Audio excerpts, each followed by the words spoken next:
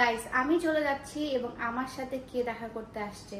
আসেন আসেন আসেন, আমার বেস্টি দেখা করতে আসছে এবং সে রাত 1টার দিকে আমার সাথে দেখা করতে আসছে। 12টার দিকে আসছে। আর এখন বাজে 2টা।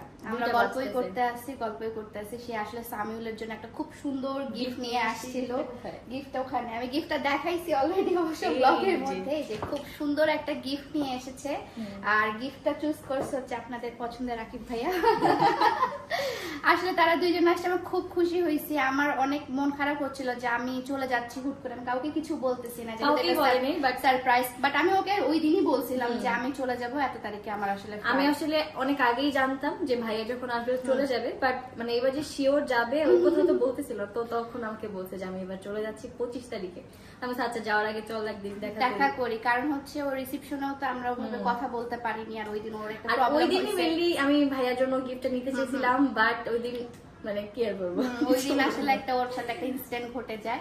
তার বেচারের অনেক মন টন অনেক খারাপ থাকে, বাট ও সেজন্য আমার সাথে দেখা করার জন্য সে কখন থেকে সে ওয়েট করতেছে। আমি তাকে ওয়েট করার সেই রাত 8টার দিকে রেডি হয়েছি, তখন থেকে বসে আছি।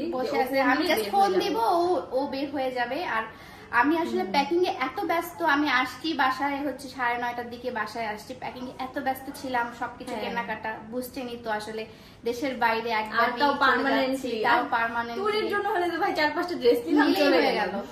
কিন্তু আসলে দেশের বাইরে পার্মানেন্টলি যাওয়া এটা খুব কষ্টের। বাট আমি ওকে অনেক মিস করবো। বাট ওকে আমি বলছি যে নেক্সট ট্যুর হচ্ছে আমাদের ইউরোপেই করতে হবে। নেক্সট ট্যুর হবে নাকি জানি না, কারণ এগুলো ভিসার প্রসেসিং অনেক কিছু থাকে তো, বাট ইনশাআল্লাহ ট্রাই করব, যাতে করতে হবে আসতে হবে ইনশাআল্লাহ। আর আমি বলছি যে সবকিছু দায়িত্ব আমার, তোরা জাস্ট আসবি। আমি আর ভাইয়া আমাকে বলছে যে ভাইয়া হচ্ছে অনেক মজাদার রান্না করতে পারে, আমাদেরকে রান্না করে খাওয়াবে, আর ওর হাতেরও রান্না খাবো দুইজনে। মানে আমার হাতে রান্না খেলে তো আর খাইতে চাবি না, বাট তোর ভাই আসলে অনেক ভালো মজা রান্না করে, তো তোর ভাইয়ের রান্না খাবো, সমস্যা নাই।